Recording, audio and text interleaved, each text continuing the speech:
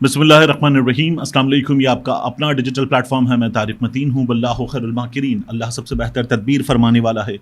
وہی بچائے گا میرے دیس کو بلاؤں سے، جو بارش میں شجر سے گھونسلہ گرنے نہیں دیتا، کیونکہ اس کی تدبیر تمام تدابیر کی امام ہے۔ اہم ترین خبریں ہیں۔ آرمی چیف صاحب، ان کی جس تقریر پر میں نے آپ کو سنوایا بھی کہ شہباز شریف صاحب جو ہیں، بس وہ یہ گانا گاتے گاتے رہ گئے، میری جن میری جان۔ وہ تقریر سامنے آئی ہے۔ اس تقریر میں آرمی چیف صاحب نے کیا کہا ہے، جس پر شہباز شریف صاحب یہ باتیں کر رہے تھے کہ ہر ٹاک شو میں شہباز شریف صاحب کے بارے میں بات کی گئی کہ وہ کیا کر رہے ہیں 8 بجے کے ہر ٹاک شو میں، تو اس کی بھی بات کریں گے۔ اس کے علاوہ عمران خان صاحب نے 3 اہم ترین اعلانات کیے ہیں۔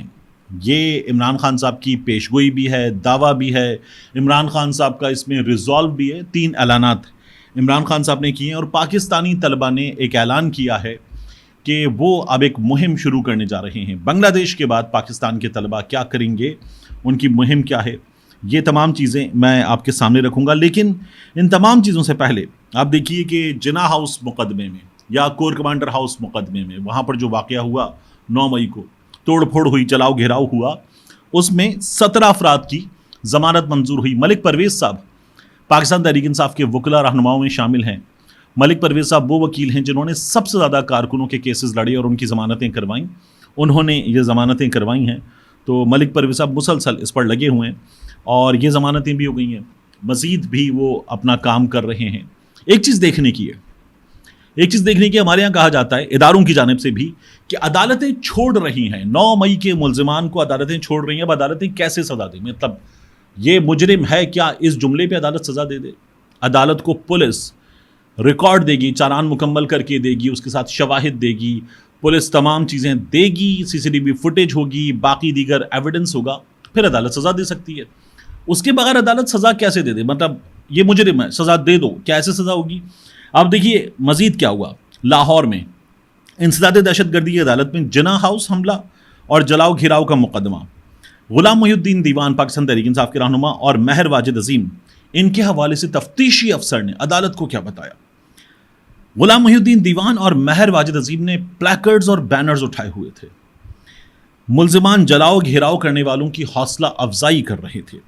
یہ پلیکرڈز سے مسلح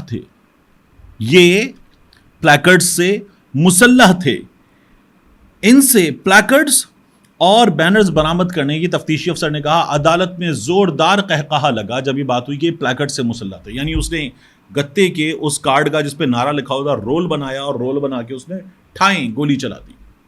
یا وہ جو کپڑے کا اگر اس نے بینر پکڑا ہوا تھا تو اس کپڑے کے اس بینر سے اس نے نہ جانے کیا کر دیا، کسی کے پیٹ میں کپڑا گھسیڑ دیا، خونم خون کر دیا اسے۔ تو یہ ہمارے یہاں تفتیشی عدالت کو بتا رہے ہیں۔ پھر اس کے بعد ہماری ڈیمانڈ ہوتی ہے کہ عدالت جو ہے وہ سزا دے دے۔ تو عدالت کس چیز پر سزا دے، یہ بہت بڑا سوال ہے۔ تو یہاں پر بھی خبر یہ ہے کہ کچھ کی ضمانت کنفرم ہو گئی، اور مزید اب جو سماعت ہے وہ 6 ستمبر کو ہوگی۔ 6 ستمبر کو ممکنہ طور پر چھٹی ہوتی ہے، ممکن ہے پھر اس میں تاریخ آ جائے۔ تو یہ والی حالت ہے۔ اب اس حالت میں کیسے کام ہوگا؟ آپ دیکھیے کہ ایک اور چیز ہمارے سامنے کیا ہوئی کہ پاکستان تحریک انصاف کے اور دیگر طلبہ رہنماؤں نے اسلام آباد میں نیشنل پریس کلب اسلام آباد میں پریس کانفرنس کی، اور پریس کانفرنس کر کے ان لوگوں نے کچھ مطالبات سامنے رکھے۔ بنگلہ دیش کے بعد ہمارے ہاں یہ کہا جاتا کہ طلبہ ایک تحریک چلائیں گے۔ اب یہ وہ تحریک ہے پاکستان تحریک انصاف کے جو طلبہ چلانا چاہ رہے ہیں؟ اس سوال پر بات کر لیتے ہیں۔ ان کے دعوے کیا ہیں، ان کی فوٹیج بھی آپ دیکھ رہے ہیں کہ جو انہوں نے یہ پریس کانفرنس کی، وہ یہ کہتے ہیں کہ عمران خان اس وقت سب سے مقبول لیڈر ہیں۔ آپ کسی بھی یونیورسٹی کالج کا سروے کروا لیں یا 8 فروری کا الیکشن دیکھ لیں، عمران خان سب سے بڑے لیڈر ہیں۔ ہمارا پہلا مطالبہ یہ ہے کہ عمران خان کو رہا کیا جائے۔ یہ صدر ISF انصاف اسٹوڈنٹس فیڈریشن وہ بات کر رہے تھے۔ پھر انہوں نے کہا کہ آج ہم سوشل میڈیا کے نوجوانوں کو ڈیجیٹل دہشت گرد کہہ کر پکارا جا رہا ہے۔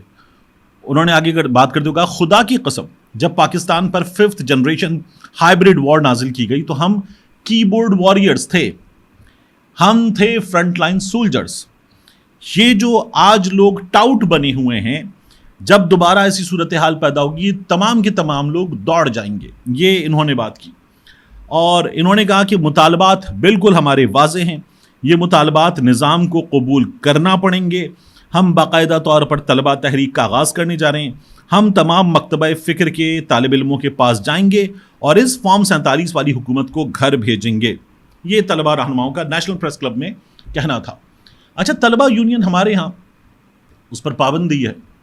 ہمارے ہاں یہ پابندی عرصے سے لگی ہوئی ہے، اور آپ کو یہ جو نظر آتی ہے نا کراچی میں، دیگر جامعات میں، پنجاب یونیورسٹی میں، خیبر پختونخوا میں، مختلف شہروں میں لڑائیاں طلبہ تنظیموں کی، یہ اپنے انداز میں کچھ نہ کچھ کام کرتی رہتی ہیں، لڑائیاں، مار کٹائی، لیکن جو طلبہ یونین جس سے تحریک پیدا ہوتی ہے، جس سے فکری تربیت ہوتی ہے، جس میں وہ پڑھتے ہیں، نشستیں رکھتے ہیں، بلاتے ہیں بڑے بڑے اذہان کو اور ان کے ساتھ انٹریکٹ کرتے ہیں، اور ان کی جو سوچ ہے، ان کا جو شعور ہے وہ پروان چڑھتا ہے، تو وہ ہمارے ہاں کام نہیں ہو رہا. ہمارے ہاں طلبہ تنظیمیں جو بھی ہیں وہ غنڈہ گردی وغیرہ کر لیتی ہیں، ایک دوسرے کا سر پھاڑ دیتی ہیں، گولیاں شولیاں چلا لیتی ہیں، باقی کچھ نہیں ہوتا ہمارے ہاں. تو یہ لوگ کیا کر پائیں گے، ابھی بہت بڑا سوال ہے. پھر ہمارے ہاں جو حالات ہیں، ان حالات میں خبر یہ ہے کہ ان کے بارے میں یہ کہا گیا ہے کہ ان کو تن دیا جائے گا. اب ایک تو ہمارے یہاں تننے کا شوق بہت زیادہ ہے، اور ہمارے یہاں حکومتی وزراء نے گزشتہ کچھ دنوں میں بار بار کہا ہے کہ ان کو تن دیں گے. ایک تو یہ تن دینا پتہ نہیں کیا ہے، تو یہ شوق ہے. اب سوشل میڈیا پر مجھے تو فیک لگ رہا ہے، لیکن سوشل میڈیا پر ایک لیٹر بھی آ گیا، وہ مختلف چیف سیکرٹریز کو، آئی جیز کو، صوبوں کے حکام کو، فرنٹیئر کانسٹیبلری کو، سب کو بھیجا گیا، اور اس لیٹر میں باقاعدہ طور پر لکھا ہوا کہ پی ٹی آئی کا جو طلبہ ونگ ہے یہ احتجاج وغیرہ کرنے جا رہا ہے، ان پہ نظر رکھیں. ان کی لیڈرشپ ان کو لگا رہی ہے کہ ان کو سامنے رکھا جائے فرنٹ لائن پہ، اور ان کو فنڈ کر رہی ہیں اور رہنمائی دے رہی ہیں، اپنے ایجنڈے کے لیے استعمال کر رہی ہیں ہاسٹائل انٹیلیجنس ایجنسیز. یہ بتایا گیا ہے. تو یہ ہو رہا ہے، اس لیے ان پہ نظر رکھی جائے. تو نیکٹا کا بتایا جا رہا ہے لیٹر ہے، میں نے اس کو پڑھا، اس کی لینگویج، اس کی انگلش، اس میں جس طرح کی غلطیاں ہیں، مجھے وہ نیکٹا کا لیٹر نہیں لگ رہا، کوئی آفیشیل ڈاکیومنٹ نہیں لگ رہا، لیکن سوشل میڈیا پر ایک ڈاکیومنٹ گھوم رہا ہے کہ ان طلباء کو تن دیا جائے گا. تو ہمارے یہاں تننے کا شوق تو ویسے بھی موجود ہے، اور یہ بار بار ہوا بھی ہے، تو اب بھی ہو بھی سکتا ہے. تو یہ بہرحال ہمارے یہاں سچویشن ہے. اب ان حالات میں آپ دیکھیے کہ آرمی چیف صاحب نے جو تقریر کی تھی، اس تقریر سے پہلے میں آپ کے سامنے ایک اور بات رکھوں کہ عمران خان صاحب نے کیا کہا. عمران خان صاحب کی کیونکہ دوپہر میں گفتگو ہوئی تھی میڈیا سے، عمران خان صاحب نے یہ جو تھا نا، عمران خان نے معافی مانگ لی، یا عمران خان نے مشروط معافی کا اعلان کر دیا. تو عمران خان صاحب نے یہ کہا کہ جتنے مقدمات بنا لیں، کوئی ڈیل نہیں کروں گا. ڈیل وہ کرتا ہے جس نے کوئی جرم کیا ہے. اور انہوں نے کہا یہ تاثر غلط ہے کہ میں نے غیر مشروط معافی مانگی ہے. 9 مئی کی سی سی ٹی وی فوٹیج میں پی ٹی آئی والے سامنے لائے جائیں تو میں معافی مانگوں گا. 9 مئی کی فوٹیج لائیں، اس میں دکھائیں کہ پی ٹی آئی والے ہیں. یعنی اگر آپ اس میں پی ٹی آئی کا پرچم اٹھایا ہوا بندہ دکھا دیں گے، پاکستان تحریک انصاف کے لوگ کہتے ہیں، تو نہیں مانتے ہم، وہ پتہ نہیں کون ہے. ہمارے رہنما، ہمارے لوگ، اب یہ بعض ذرائع کی جانب سے دعویٰ کی جا رہا ہے کہ ان کی بھی فوٹیجز موجود ہیں، ان تمام لوگوں کی بھی فوٹیجز موجود ہیں، چھوٹے موٹے علاقائی عہدیداروں کی، اور وہ بھی سامنے لائی جائیں گی. تو عمران خان صاحب یہ کہتے ہیں کہ 9 مئی پر صرف انصاف چاہتے ہیں. میں صرف اور صرف پاکستان کے لیے بات کرنے کا کہہ رہا ہوں. حکومت میں موجود ریلو کٹے فوج کو برگلاتے ہیں کہ پی ٹی آئی کو ختم کر دیں. القادر ٹرسٹ کیس میں گواہ پیش کروں گا، شناخت نہیں بتا سکتا ورنہ ویگو ڈالا پہنچ جائے گا. عمران خان صاحب نے یہ بات کی. تو عمران خان صاحب نے ایک تو یہ اعلان کیا کہ میں نے معافی نہیں مانگی ہے، میں معافی نہیں مانگ رہا، ثبوت دیں گے، بندے شناخت کروائیں گے کہ ہم لوگ ہیں تو میں معافی مانگ لوں گا. لیکن یہ غلط ہے کہ میں نے معافی مانگ لی اور مشروط معافی کا اعلان کیا ہے. دوسرا، عمران خان صاحب کہہ رہے ہیں کہ یہ جو القادر ٹرسٹ کیس ہے، 190 ملین پاؤنڈ اسکینڈل ہے، اس میں گواہ ہے میرے پاس، ترپ کا پتہ ہے، میں لاؤں گا سامنے، لیکن اگر میں ایسے لے آؤں گا تو ویگو ڈالا پہنچ جائے گا. عمران خان صاحب یہ بات کر رہے ہیں. اور عمران خان صاحب نے سب سے امپورٹنٹ جو بات کی وہ یہ تھی کہ اگر موجودہ حکومت کی زیر نگرانی الیکشن ہوں گے تو ہم انہیں نہیں مانیں گے. اس حکومت کے پاس کیونکہ 2 مہینے کا وقت ہے، یہ اس سے زیادہ نہیں چل پائے گی. اب یہ 2 مہینے والی بات گزشتہ 5-6 روز میں کچھ صحافیوں نے بھی کی ہے کہ عمران خان 2 مہینے میں باہر آ رہے ہیں، حکومت 2 مہینے میں جا رہی ہے. اب ان 2 مہینوں کو اگر آپ دیکھیں تو آپ کو نظر کیا آتا ہے کہ قاضی فائز عیسیٰ صاحب یہ 2 مہینے کے اندر ممکنہ طور پر چلے جائیں گے.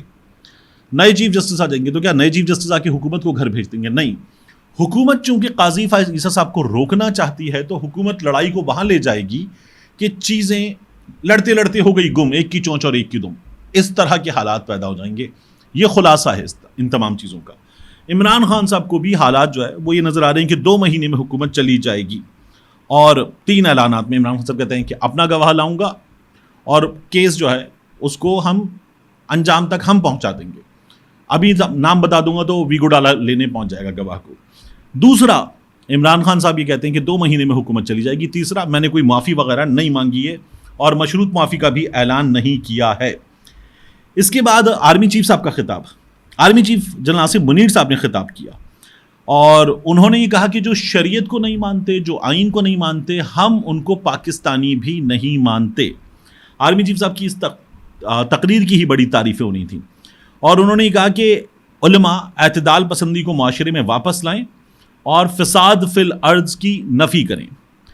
اور آرمی چیف صاحب نے کہا کہ اللہ کے نزدیک سب سے بڑا جرم فساد فی الارض ہے. پاک فوج اللہ کے حکم کے مطابق فساد فی الارض کے خاتمے کے لیے جد و جہد کر رہی ہے. جو شریعت اور آئین کو نہیں مانتے، ہم انہیں پاکستانی نہیں مانتے.